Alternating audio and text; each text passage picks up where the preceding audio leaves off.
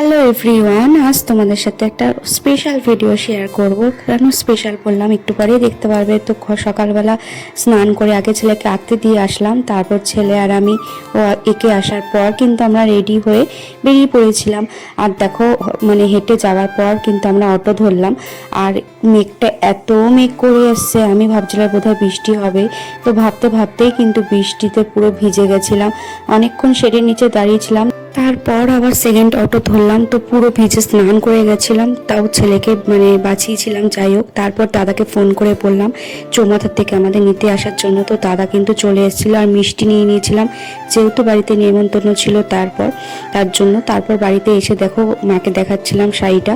তো এই শাড়িটা কিন্তু আমি বৌদিকে গিফট করব, মানে বৌদির যেহেতু বেবি শাওয়ার তার জন্য। আর দেখো মিষ্টি নিয়ে এসেছি, একটা মায়ের মিষ্টি আর একটা আমার মিষ্টি, দুজনে মায়ের হাতে দুটো মিষ্টি। আর আলতা সিঁদুর তো দিতেই হয় শাড়ির সাথে।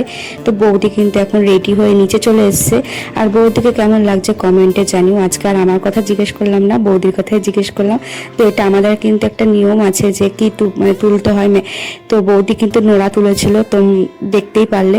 এই নিয়ে কিন্তু সবাই অনেক আনন্দ মজা করেছি যে নোড়া তুললে ছেলে হয় আর প্রদীপ তুললে মেয়ে হয়। তো এই নিয়ে দেখো এখানে সবাই হাসি ঠাট্টা আনন্দ মজা করা হচ্ছে।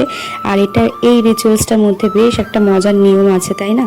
আর তারপর আমাদের বাড়ির নিয়ম হচ্ছে একজন ছেলে কোনো তো বৌদিকে খাইয়ে দেবে। তো আমার দাদার ছেলে কিন্তু বৌদিকে খাইয়ে দিয়েছে। আর আমার ছেলে তো দেখো সব বাচ্চারা বসেছে, আমার ছেলে কিন্তু খাটের থেকেই নামছে না, এতটাই লজ্জা পাচ্ছে। আর ফাইনালি বৌদি আমার ভিডিওটা ধরে দিল, কারণ আমি সবসময় সবার ভিডিও করে যাই, আমার ভিডিও ধরার মতন আমি একদমই লোক পাই না।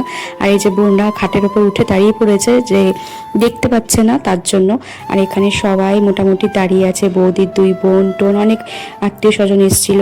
তো তারপর বৌদি এখন খেতে বসে গেছে। আর জেঠিদের গোপালটা দেখো কত সুন্দর লাগছে দেখতে, মানে সুন্দর করে সাজিয়েছে যেহেতু অনুষ্ঠান তার জন্য। আর এখন বৌদি সব বাচ্চাদেরকে একটু পায়েস খাইয়ে দিচ্ছে। সব বাচ্চারা কিউট কিউট বসে এখানে আছে, খালি আমার ছেলেই বসে নেই। ওকে অনেকবার ডাকা হয়েছে, অনেকবার বলা হয়েছে, কিন্তু ও কিছুতেই যায়নি। তো তারপর কিন্তু মেনুতে অনেক কিছু ছিল। আমরা বিকেল 5টার সময়, 4:30-5টার সময় খেতে বসেছি। আর দেখো দাদারা আমাদের এখন খেতে দিচ্ছে। সবাই আমার এখন বাড়ির লোক, মোটামুটি বাইরের লোকের সবার খাওয়া হয়ে গেছে। মেনুতে ছিল ভেজ ডাল, ঝুরি আলু ভাজা, পাবদা মাছ, কাতলা মাছ, পটল চিংড়ি, পায়েস, মিষ্টি, চাটনি, পাঁপড়। তো একটা ভিডিও তোমাদের সাথে শেয়ার করতে পারিনি, কারণ আমার ফোনে একদমই চার্জ ছিল না। খালি এইটুকু অবধি ভিডিও বোনকে বলেছিলাম, তাই করেছে। আর এইটুকুই শেয়ার করতে পেরেছি। আর কেমন লাগলো অবশ্যই জানাবে।